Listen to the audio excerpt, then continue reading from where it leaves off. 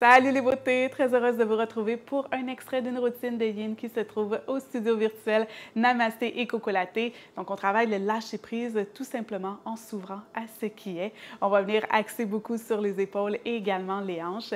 Et d'ailleurs, si vous avez envie de supporter la chaîne YouTube sur laquelle j'offre du contenu complètement gratuitement à toutes les semaines, il y a le forfait YouTube Zen qui vous donne accès à toutes les vidéos YouTube sans publicité, également à chaque mois à de nouveaux extras, donc d'autres classes qui se trouvent au studio virtuel. Il y a également un lien PayPal si vous désirez faire un don, supporter mon travail. Aussi, il y a le forfait Namasté VIP qui vous donne accès à tout sur la plateforme et le forfait méditation, tout nouveau forfait qui vous permet de trouver le zen, de vous connecter à vous-même. Vous pouvez me suivre également du côté d'Instagram @mfpellerin, vraiment la plateforme sur laquelle je suis le plus active. J'adore échanger avec vous au quotidien de ce côté-là. Également, je commence vraiment à m'amuser du côté de TikTok @mfpellerin. Donc, venez me faire un petit coucou de ce côté aussi. Donc, enfilez quelque chose de confortable. On y va!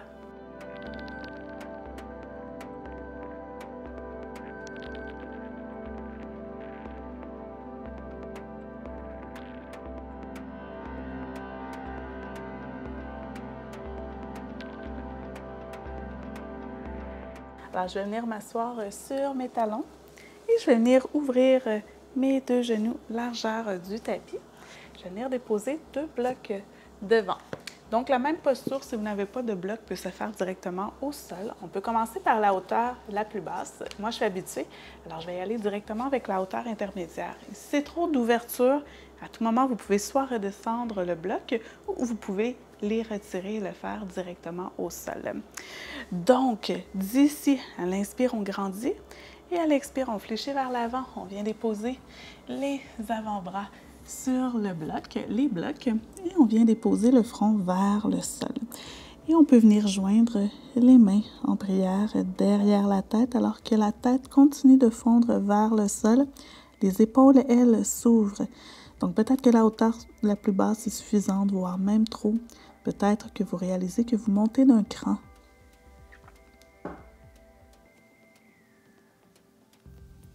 Ici, en même temps, on vient travailler une légère ouverture des hanches. Donc, on veut rapprocher nos fessiers près des talons, alors qu'on veut rapprocher également le front près du sol et les bras qui, contre le bloc, forcent les épaules à s'ouvrir légèrement vers l'arrière.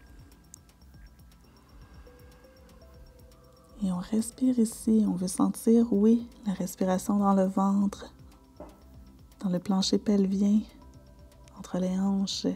On veut également la sentir dans le dos et de chaque côté du corps. Donc vraiment sentir qu'à chaque inspiration, toute la cavité thoracique, la cavité abdominale viennent se remplir d'air dans tous les sens. Et le front ici vers le sol, comme une prière. Et souvent on associe la prière à la religion, mais en fait la prière, c'est un acte incroyable de lâcher prise. C'est demander à la vie, à l'univers, à Dieu, peu importe notre schéma de croyance. C'est demander à cette énergie plus grande que soi, qu'on n'explique pas toujours, ce qu'on désire.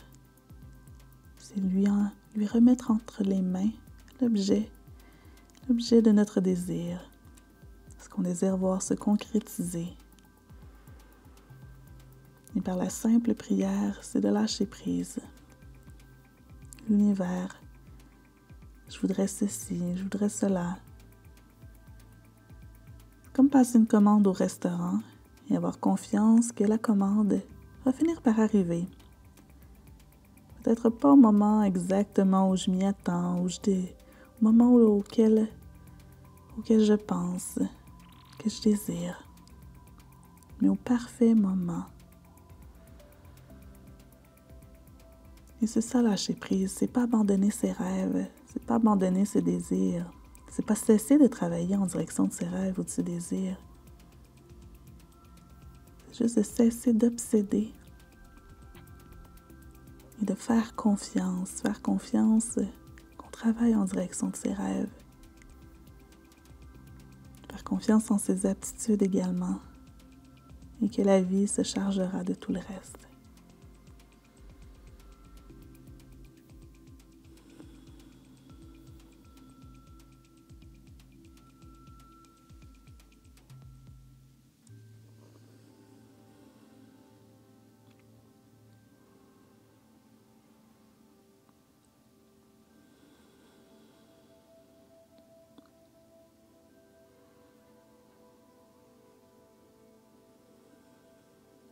Grande inspiration ici. Ouvre la bouche, laisse aller. Inspire. Soupire. Et à l'inspiration, tout doucement, je délasse les mains, je les allonge, oui, vers l'avant. Je marche doucement les mains vers les genoux que je viens recoller ensemble. Alors, je pointe mes doigts vers l'arrière. J'inspire ici, j'ouvre le cœur, je colle les omoplates ensemble. Expire, je reviens dos droit. À nouveau, à l'inspire, j'ouvre le cœur, je colle les omoplates ensemble. Expire, reviens neutre. Et une dernière fois, à l'inspire, j'ouvre les omoplates, j'ouvre le cœur, colle les omoplates. Expire, je reviens vers l'avant. Et d'ici, je vais mettre mes blocs de côté. On en aura besoin un petit peu plus tard. Et je vais retrouver ma posture de la table. Donc, les genoux sont sous les hanches, les poignets sous les épaules. Je vais allonger mes bras loin devant. Je vais déposer mes avant-bras au sol et je vais basculer vers l'avant, venir déposer le bassin au sol. Donc, je vais m'assurer que mes coudes soient sous mes épaules. On presse bien dans les coudes. Et d'ici, on ne vient pas s'écraser, on ne veut pas avoir les épaules aux oreilles. Donc, comme l'exercice qu'on a fait au départ avec la respiration. Donc, on vient presser dans les avant-bras. On éloigne les épaules des oreilles. Et on ouvre légèrement le cœur alors que le bassin est bien ancré au sol. Donc, posture du sphinx. Ici, prends le temps de grandir.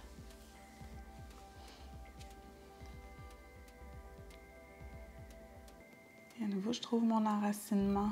Donc, avec le sphinx, on a la tête dans les nuages, libre de penser, d'évoluer. Le mental va où bon lui semble. Parfois, il a besoin d'un petit peu de direction toutefois.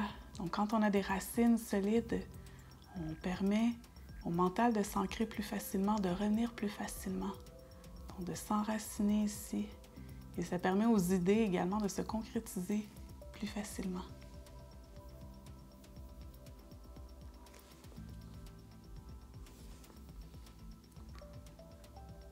Et on respire. Je sais, ça challenge un petit peu les bras ici. Donc, n'hésitez pas, si c'est beaucoup d'ouverture pour le bas du dos, vous pouvez avancer un tout petit peu les bras ici. On ne devrait pas ressentir d'inconfort dans le bas du dos en ce moment. Et d'ici, on inspire. Et à l'expire, on glisse le genou gauche, le genou droit, pardon, vers le coude droit. Et notre pied flexe à l'arrière pour trouver une demi-grenouille. Donc, on veut venir plaquer. C'est comme si on voulait venir plaquer la hanche au sol.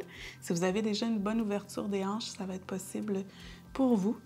Pour ma part, ce n'est pas la posture dans laquelle j'ai le plus de flexibilité. Donc, on accueille où on en est.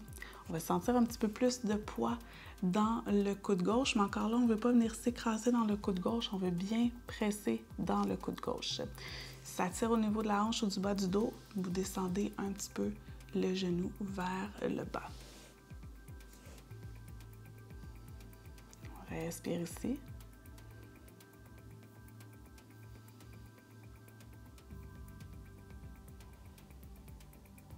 Observe ce qui est, comment on réagit dans la posture. Et à l'inspiration, on allonge la jambe droite vers l'arrière. On retrouve momentanément notre sphinx, bien s'équilibrer, bien s'ancrer au sol. Continuez de presser dans les avant-bras. Je sais, ça challenge un petit peu les épaules, mais on continue de respirer ici. On inspire. Et à l'expire, on glisse le genou gauche vers le coude gauche. Et on fléchit le pied, donc une dorsiflexion. Et on veut plaquer la hanche au sol. Une toute petite minute ici encore à presser dans les avant-bras. On ne vient pas s'écraser du côté de l'épaule droite, donc on continue de bien presser dans l'épaule droite. Naturellement, on va sentir que le poids va un petit peu plus vers la droite. Donc, on veut revenir retrouver un petit peu d'équilibre et bien presser dans le coude droit, dans l'avant-bras droit pour trouver de la longueur. Et on respire ici. Peut-être qu'il y a de petits tremblements au niveau des bras, des épaules. On accueille, c'est correct. Encore quelques secondes ici à respirer.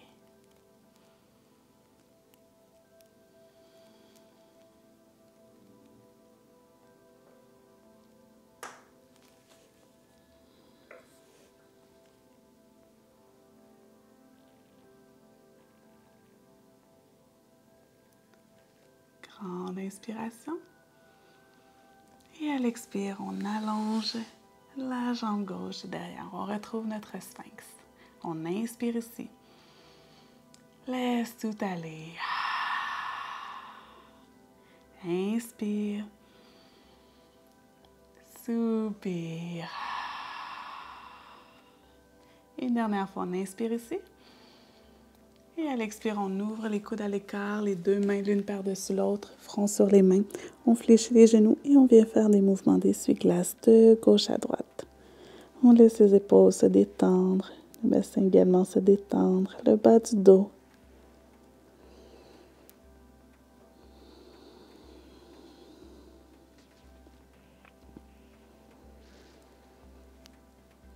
Et lorsque c'est satisfaisant, on allonge les jambes. On va allonger le bras droit vers l'avant, on presse dans la main gauche et on vient tout doucement se tourner sur le dos. Prendre le temps de se recentrer sur notre tapis. J'enlace les genoux et je me berce de gauche à droite, peut-être en apportant la tête du côté opposé aux genoux pour une douce torsion.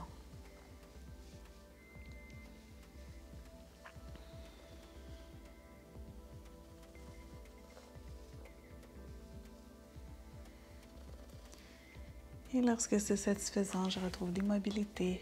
J'allonge une jambe et l'autre, les pieds largeur du tapis, les orteils qui se déposent vers l'extérieur, paume des mains face vers le ciel, le bassin lourdement ancré au sol, les épaules se déroulent aussi lourdement vers le sol, la nuque est longue et le menton légèrement humble vers la gorge.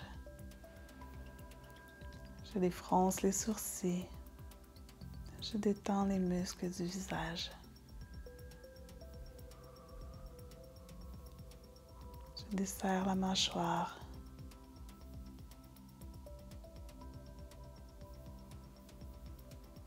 Et je me laisse de plus en plus alourdir vers le sol. Je m'enracine.